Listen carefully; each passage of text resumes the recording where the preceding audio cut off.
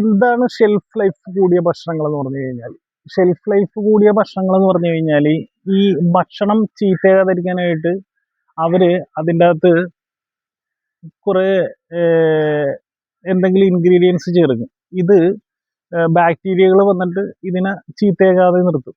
അപ്പോൾ അത് ലോങ് ടൈമിലേക്ക് അവർക്ക് ബിസിനസ്സിൽ ഒരു എന്താ പറയുക, എക്സ്പയറി ഡേറ്റ് കുറച്ചും കൂടി കൂട്ടി വെച്ചിട്ട് വിൽക്കാനായിട്ട് പറ്റും. അപ്പോൾ ബിസിനസ്സിൽ ലോസ് വരില്ല. അത് അവരുടെ കണ്ണ്. അപ്പം നമുക്ക് മനസ്സിലാക്കേണ്ടത് ഈ എക്സ്പയറി ലേറ്റ് ആയിട്ടുള്ളതല്ല, ഈ ഷെൽഫ് ലൈഫ് കൂടിയ ഭക്ഷണങ്ങൾ നമ്മുടെ വയറ്റിനകത്തേക്ക് പോയി കഴിഞ്ഞ് കഴിഞ്ഞാൽ നമ്മുടെ വയറ്റിനുള്ള ബാക്ടീരിയകളെ ഇത് കൊന്നുകളയത്തില്ലേ? ഒന്ന് ലോജിക്കനുസരിച്ച് ചിന്തിച്ച് നോക്ക്.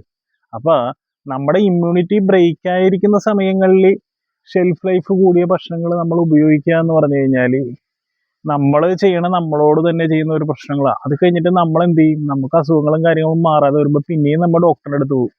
എന്നിട്ട് എന്താ ചെയ്യണം? പിന്നെയും ഒരു ആൻറ്റിബയോട്ടിക്ക കാര്യങ്ങളാ ചെയ്യും, ബാക്ടീരിയകളെ കൊല്ലാനും ബാക്കിയുള്ളതിന്. അപ്പോഴും നമ്മുടെ ഇമ്മ്യൂണിറ്റി പോകും. ഈ സാധനം കഴിഞ്ഞ് കുറച്ച് ദിവസം കഴിയുമ്പോഴേക്കും നമ്മുടെ ബാക്ടീരിയകൾ പിന്നെ ഉണ്ടായി വരണ്ടേ? കുട്ടികൾക്കൊക്കെ പ്രത്യേകിച്ച് കൊച്ചു കുട്ടികൾക്കൊക്കെ ആൻറ്റിബയോട്ടിക്സ് ഒക്കെ കൊടുത്തു കഴിഞ്ഞ് കഴിഞ്ഞാൽ പുറത്തുനിന്ന് പിന്നെ ഭക്ഷണങ്ങളും കൂടി മേടിച്ചു കൊടുത്തു കഴിഞ്ഞാൽ നമ്മൾക്ക് എന്നിട്ട് നമ്മൾ ഈ ഡോക്ടർമാരെ കുറ്റം പറഞ്ഞിട്ട് കാര്യമുണ്ടോ? നമ്മുടെ ലൈഫ് സ്റ്റൈലിലുള്ള ഭക്ഷണങ്ങൾ നമ്മൾ ആദ്യമേ കറക്റ്റ് ചെയ്യണം.